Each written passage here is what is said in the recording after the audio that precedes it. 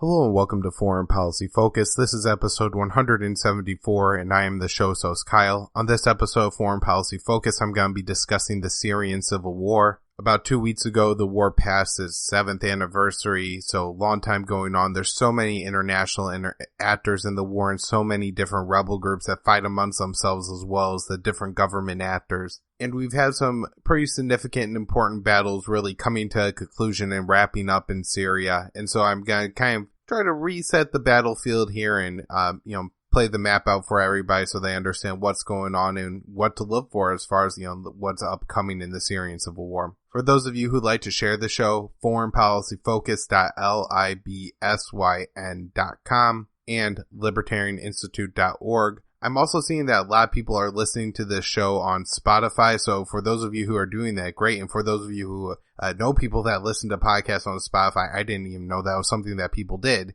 but I guess it is. So if you know people that do, say, hey, check out this one. And I really appreciate it when you guys are able to do that. This may be a little bit of a shorter show, but do not worry because there's a bunch of content that I've been putting out in the past couple weeks. I was on Pat McFarland's show, Liberty Weekly. And there I discussed the article that I wrote with Will Porter on the Afghan opium trade. And then myself and Will Porter have been featured on a week of shows that actually this week, Friday is the last one. 5 episodes discussing the wars around the Middle East. On Monday, I gave an overview. On Tuesday and Wednesday, Will did Iraq and Syria. Thursday is me discussing Yemen. And then on tomorrow's show, I think me and Will are both going to go on and do a wrap-up and generalization of the terror war. So I'll link to that show in the show notes page as well, so you guys could check out, me and Will there. All right, so on to the Syria stuff. We'll start with the capital of Syria, Damascus. And there we have a Syrian rebel-controlled neighborhood called Eastern Ghouta. Now, this has long been controlled by the Syrian rebels, and one of the problems that these Syrian rebels played for Assad was that they were able to shell the areas of Damascus under Syrian government control from their regions in Eastern Ghouta. I'm sure this was a real problem for Bashar al-Assad because I'm sure the people of, Syria and Damascus were expecting that the government would be able to keep the capital city free of rebel fire, and they weren't able to do that for a very long time. However, I believe it was late January when the Syrian government really started a campaign to root the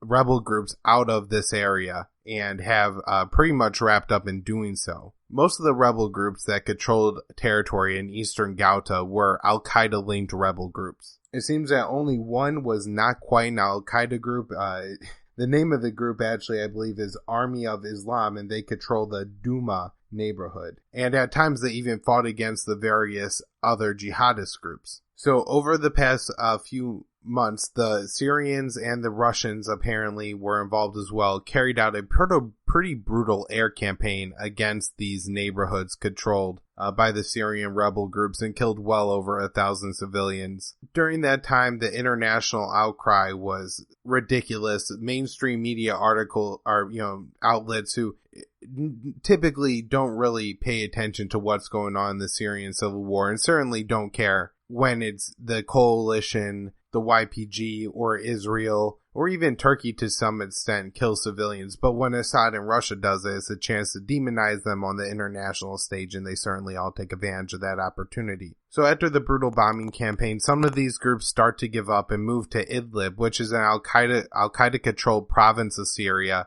that the Syrian government has kind of used as a... I don't want to say it, like an exile land. This is just where they're shipping all the Syrian rebels that are willing to give up. From Aleppo, I think even some from the southern areas of Syria that, they're trying to move them into the Idlib province. And so this is a big victory for Bashar al-Assad because he now controls almost all the capital city of Damascus once again. And as far as the international community goes, and when they look at what's going on here, and even Matt Spoot has kind of acknowledged that, well, we're not going to kick Bashar al-Assad out of Damascus. At this point, it's just clear that that's not going to happen. So there are a couple areas of Damascus still held by rebel groups. The first is that Douma neighborhood that I was talking about. One of the problems is that they did fight against the al-Qaeda-linked rebels as well. And so they're not welcome in the Idlib province. If they go there, al-Qaeda will kill them. And so I think that's probably part of the reason that they have yet to surrender to the Syrian government. It seems that Thursday the 29th here, we have the Syrian government reportedly issuing a 3-day ultimatum to these rebel groups that they have this amount of time to give up before the Syrian government steps in. I'm not sure if maybe Syrian government will wait. Since these seem to be less al-Qaeda type rebels, maybe they're less likely to just randomly shell areas of Damascus. And so it's a little bit more tenable for Assad to allow them to just kind of sit there. Other areas of Damascus held by Syrian rebels, there is I'm going to pronounce this wrong, but it's the Yarmouk refugee camp, and these are Palestinian refugees living in Damascus. The camp was founded in 1957, and there's over 100,000 registered Palestinian refugees living in that camp. But during the Syrian Civil War, ISIS took that over, and then there's a neighboring area that's controlled by al-Qaeda. It does seem that Assad will target these rebels at some point, but is definitely less concerned about the rebels in this area than he was about the rebels in eastern Ghouta. And it's also worth, I guess, just noting that this Palestinian refugee camp has been there since 1957. And so refugee camps are supposed to be, I think, somewhere you go, for maybe a year or two, the war settles down, we get everything internationally in order, then you get to go back home. But the Palestinian people haven't been able to get back home. And so I hope all of you have listened to my episode on Ahed Tamimi, who, a very heroic Palestinian activist who's arrested and serving 8 months in the military jail.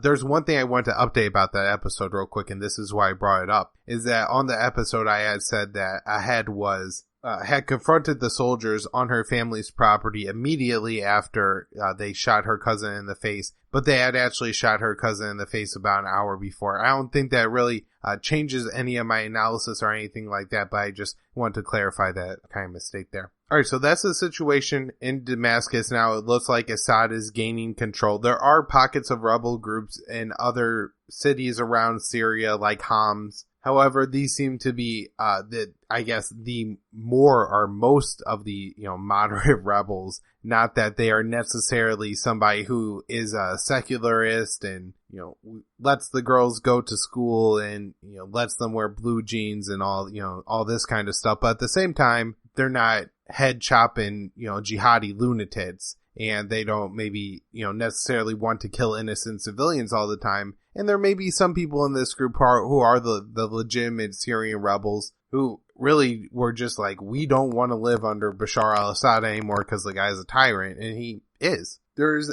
a large pocket that's controlled by ISIS in the Syrian desert. And while this is a large pocket in area, it's a low population area. This is the large desert that stretches through, I think, like most of Syria and Jordan. It's terrible soil, so there's not all that much that grows there. You have just, I think, a bunch of like kind of free range ranchers that nomad themselves and their, sheeps and goats around the area. So in an article that I'll link to in the show notes page that Elijah Magnier wrote up on the situation in Syria, in which I'm getting a lot of information on this show from, says that Assad is likely to address this problem over the summer. I also want to point out that unlike where you have a pocket of ISIS in the SDF U.S. controlled territory on the eastern side of the Euphrates River in Syria, that it may be that Assad right now just doesn't have the resources to fight and root out ISIS from this area because it is such a large area in terms of, square miles or whatever. It's probably going to take a lot of troops to liberate that area just because you want to make sure that none of the, jihadists slip by you and cause a problem anywhere else, where the U.S. has more than ample resources to go through and take out the ISIS pockets if they so chose. Moving on to the Idlib province, which is, like I said, where the Assad government has been shipping all the rebel groups throughout the Syrian Civil War and as they've taken territory back over the past couple of years. It's controlled by various al-Qaeda linked groups. I think HTS or al-Nusra is the most prominent of these groups. Turkey would be the country that plays has the most control there of all the other, recognized international players. I think Turkey controls a lot of the checkpoints along the Idlib province boundary with the Syrian army. And so as the article I was referencing before with Elijah Magnier, he kind of says that Turkey will play a pretty important role in shepherding all of these groups and trying to keep them from going to war with each other. One thing that seems pretty common among all these rebel groups is they seem more than willing to start attacking each other, form alliances, and then, start attacking each other through different alliances and all this kind of stuff.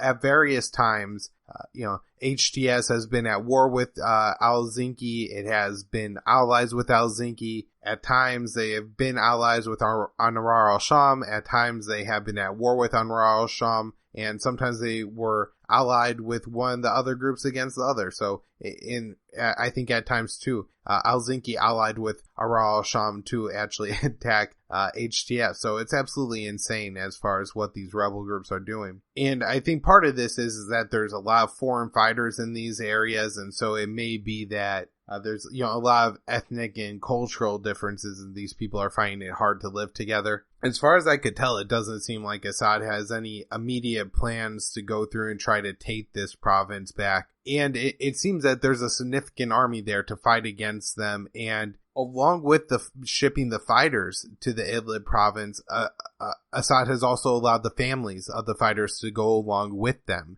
And so this kind of creates the situation that all the people now living in the Idlib province probably really don't want to live under Bashar al-Assad and are the family members of the fighters. And so this has a real makings for a real problematic insurgency. And another complicating factor that Assad has when he looks at trying to negotiate with or fight the Turkish-backed and kind of more or less Turkish-controlled Syrian rebels is that Iran and Russia, Assad's key allies, are definitely not looking for a fight with Turkey. We've seen Iran, I think, get along with Turkey a little bit better. They have common enemies in the Kurds. Saudi Arabia and both Iran and Turkey took the sides of Qatar, and the GCC split with Saudi Arabia, Bahrain, and the UAE. All right, now we're going to get to the Afrin region, and I've discussed this numerous times in the past. I'll link to the episode where I basically introduced Operation Olive Branch, but Afrin was a YPG-held enclave in the northwestern kind of area within Syria, detached from the rest of the Syrian Kurdish lands in Syria, and it shared a border with Turkey. Turkey had long demanded that the Kurds get out of Assad, or out of Afrin, and the Kurds long refused. Finally, the Russian troops withdrew, which was seen as a green light by Turkey to go in, and they commenced Operation Olive Branch. They utilized the jihadist fighters of the various Syrian rebel groups to help them in this offensive, and have now taken the entire region of Afrin. And so Turkey, in the question is where does Turkey go from here? It seems for now they're attacking some of the Kurdish areas that are in the northern Aleppo province, which is kind of south of Afrin. Eventually, there won't be any more YPG territory there. It'll just be Syrian government territory, and I'm supposing that's where Turkey's going to stop their offensive. And just to clarify, the reason that Turkey at least justifies their attack against the YPG is they say that the YPG is the same thing as the PKK, and the PKK are the Turkish Kurds that are fighting an insurgency against the Turkish government. And Turkey and the international community label the PKK as international terrorists. Erdogan is also signaling that Turkey may go after Manbij. Now, this is something that he's long said, and I've talked about many times on the show. I'm sure going back to some of the first episodes I discussed Erdogan's threats towards Manbij, and throughout the past year or so, there's been various times when he seemed more or less serious about this. But in the past, what's kept Turkey and their allied Syrian rebel groups from moving forward and attacking the city of Manbij is that there's U.S. troops positioned in Manbij. Also, at various times over the past couple of years, the United States government has said that they will withdraw the YPG from Manbij, but never have. I guess I'm a little bit more convinced this time that Erdogan may be serious about attacking Manbij, just because he did go ahead and take Afrin, which is also something he's been long planning to do, and has already went ahead and attacked the Syrian or U.S. allied groups in Syria. And also, the YPG has given up the fight against ISIS, and that's something I'll get to a little bit later. But for that reason, it maybe the United States is getting a little bit more tired of the YPG and less willing to defend this town for them by keeping our troops there if the Syrian Kurds aren't even attacking ISIS. And then the other issue with Afrin in all this is just what will Assad do and how will Assad and Erdogan work this out? Erdogan had long held a Assad must go position. However, it seems that he will have a significant amount of negotiating whenever if there's ever negotiations to end this Syrian civil war. He's, like I said, the most kind of power geopolitical leader over a lot of Syrian rebel troops and over a good portion of Syrian territory. So this will be a real problem. All right. And then last, I'll just address the area in Syria east of the Euphrates River. To the north, this is the Kurdish Rojava state. And then to the south, you have the city of Raqqa and the Arab lands in the province of Deir ez-Zor. And then the very important in producing in large oil fields in the Deir ez-Zor province. All this territory is currently controlled by the US-backed YPG. And I believe the YPG is going into a rebrand. So pay attention if they start to call themselves something else. And then there's, like I said, a pocket of ISIS in this area that the YPG have said that they're not attacking because they're busy going to fight the Turks. And it seems that the United States isn't interested in going after that pocket of ISIS. Now, the big development that came out, thankfully I wait to record the show till the afternoon on Thursday, is that Trump said that the United States will be leaving Syria very soon. Those are Trump's words, very soon. So, does this mean that the United States has given up on the YPG? Maybe Trump has announced or has developed some plans to go in, wipe out the remainder of ISIS in the U.S. controlled area there, and then for the United States to actually go home. I don't know. Seems awfully unlikely. Seems something that United States presidents really don't do. But I don't know. Trump does weird things. So let's hope for the best here. Let's hope that this means that Trump is serious about troop withdrawal from Syria. But it's very concerning because you have the likes of John I Hate Iran Bolton becoming the new national security advisor. And one thing he's certainly concerned about is this evil Shia land bridge from Tehran to Beirut. And if the United States withdrew from Syria, the argument is that this will just completely open up the land bridge. I don't know. Maybe Donald Trump finally looked at a map and somebody explained to him that Iran has always been able to help Hezbollah, and whether Assad controls Syria or not really won't affect that.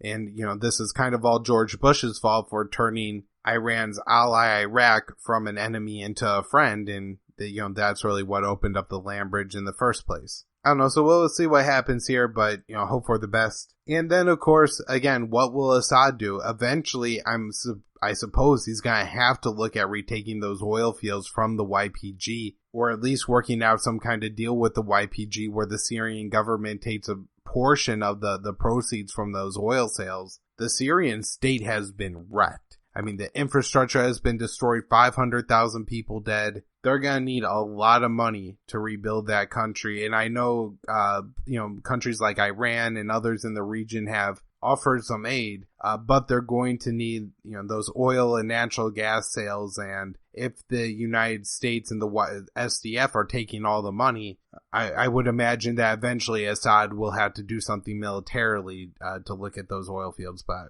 I don't know. That's just my guess. We'll see what happens and as things unfold. My guess would be is that the YPG and Assad will cut a deal. They really haven't fought against each other very much, if, more than a couple skirmishes at all.